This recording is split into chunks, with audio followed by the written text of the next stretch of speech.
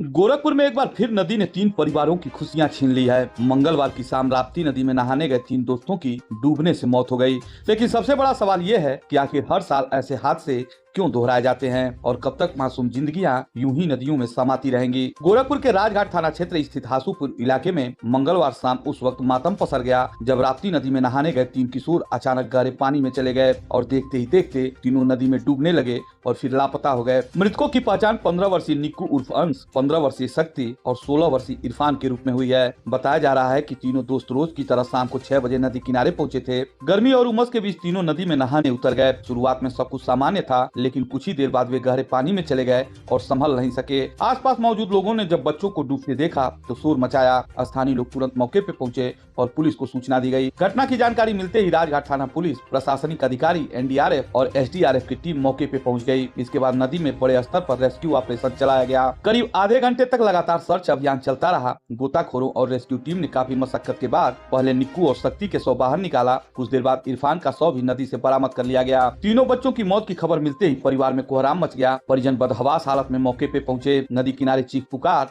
और रोने की आवाजें गूंजती रही। जिसने भी यह दृश्य देखा उसकी आंखें नम हो गई। स्थानीय लोगों के मुताबिक तीनों बच्चे अक्सर यहाँ खेलने और घूमने आया करते थे। किसी ने सोचा भी नहीं था कि रोज की तरह शुरू हुई यह शाम तीन घरों के लिए जिंदगी का सबसे बड़ा दुख बन जाएगी। मृतक इरफान अपने परिवार में सबसे बड़ा था। उसके पिता फखरुद्दीन हलवाई का काम करते थे। इरफान इस्लामिया इंटर कॉलेज में 10वीं का छात्र था।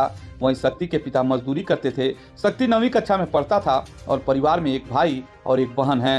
निक्कू अपने माता पिता का इकलौता बेटा था। उसके पिता सुधीर भी मजदूरी कर परिवार चलाते हैं। घटना की सूचना मिलने पर एसडीएम सदर दीपक गुप्ता भी मौके पे पहुंचे और पूरे राहत एवं बचाव अभियान की निगरानी की। पुलिस ने तीनों शवों को अपने कब्जे में लेकर पोस्टमार्टम के लिए भेज दिया है। एसपी सिटी निमिष पाटिल ने बताया कि शाम करीब 6 बजे पुलिस को सूचना मिली थी कि राप्ती नदी में 3 बच्चे डूब गए हैं। सूचना मिलते ही पुलिस और एनडीआरएफ की टीम मौके पे पहुंची और रेस्क्यू अभियान चलाया गया। काफी प्रयासों के बाद तीनों बच्चों के शव नदी से बरामद कर लिए गए। इस दर्दनाक हादसे पर मुख्यमंत्री योगी आदित्यनाथ ने भी गहरा दुख जताया है। मुख्यमंत्री ने अधिकारियों को निर्देश दिए हैं कि पीड़ित परिवारों को शासन की ओर से मिलने वाली सहायता जल्द से जल्द उपलब्ध कराई जाए। साथ ही उन्होंने दिवंगत बच्चों की आत्मा की शांति की प्रार्थना भी की है। वहीं समाजवादी पार्टी के नेता अंशुमान सिंह भी मृतकों के घर पहुंचे और परिवारों को सांत्वना देते हुए आर्थिक मदद का भरोसा दिया है। एक बहुत बड़ी दुर्घटना है, हृदय विदारक घटना है। मैं इसके लिए केवल यही कर सकता हूँ कि ईश्वर से प्रार्थना कर सकता हूँ कि उनके परिवार को